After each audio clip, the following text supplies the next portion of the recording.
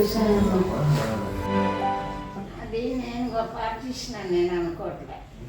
నాన్నగారు గొప్ప రైటర్ కనుక ఆయన రచన సజీవంగా నిలిచింది అని నేను అనుకుంటాను. అంత గొప్ప డైలాగ్ రాశారు. ఆ మాట చెప్పండి. ఇప్పుడే అండర్స్టాండ్లో అంటే డైలాగ్ గోలీ మాట. నాన్నగారు అంతా పేరు తెచ్చుకోవాలి బాగుండాలి కానీ